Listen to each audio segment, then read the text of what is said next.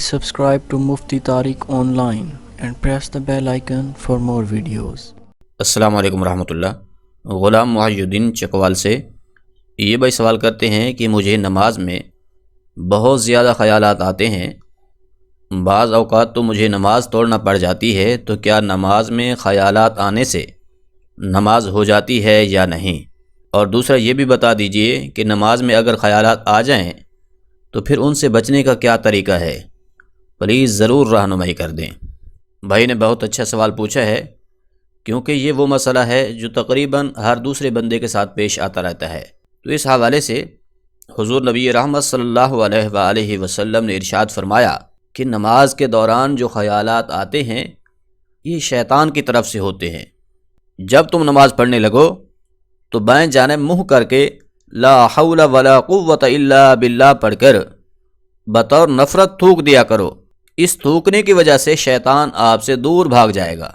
یعنی کہ جب تم نماز پڑھنے لگو تو اس سے پہلے لا حول ولا قوت الا باللہ پڑھ کر بائیں جانب تھوک دیں۔ یاد رہے یہ جو تھوکنا ہے یہ اشارتاً بطور نفرت تھوکنا ہے۔ ان خیالات و وساوس سے بچنے کا دوسرا طریقہ یہ بھی ہے کہ نماز میں ہم جو کچھ پڑھ رہے ہوتے ہیں، یعنی کہ ثنا، سورۃ فاتحہ یا پھر اسی طرح تکبیرات و تسبیحات، تشہد، درود، دعا وغیرہ، ان تمام کا ترجمہ یاد کر لیں، یعنی کہ اردو ٹرانسلیشن یاد کر لیں۔ اس کا فائدہ یہ ہوگا کہ جب ہم ثنا پڑھیں گے، سورۃ فاتحہ پڑھیں گے، یعنی کہ جو عربی الفاظ پڑھیں گے ان کا اردو ترجمہ جو ہے ہمارے ذہن میں گھومتا رہے گا۔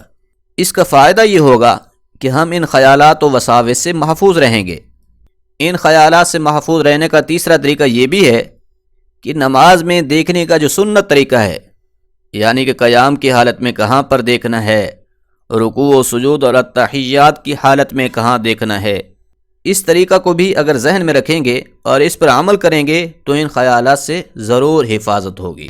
یاد رہے نماز میں جو خیالات آتے ہیں ان سے نماز نہیں ٹوٹتی، بلکہ نماز بلا کراہت ادا ہو جاتی ہے۔ لہٰذا خیالات آنے سے آپ کی نماز فاسد نہیں ہوگی۔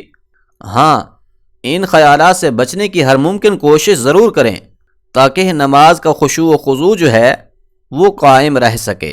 یہ بھی یاد رہے برے خیالات آنے کی ایک وجہ بری صحبت بھی ہوا کرتی ہے۔ اگر آپ کا اٹھنا بیٹھنا بے راہ لوگوں سے ہے تو آپ کو چاہیے ان سے دور رہیں، اچھے لوگوں کی صحبت اختیار کریں۔ اس طرح سے آپ خیالات سے محفوظ رہیں گے، آپ کی نماز میں خشوع و خضوع بھی باقی رہے گا، اللہ بھی راضی ہوگا، اللہ کے رسول صلی اللہ علیہ وآلہ وسلم بھی راضی ہوں گے۔ اللہ کریم عمل کرنے کی توفیق بخشے، آمین۔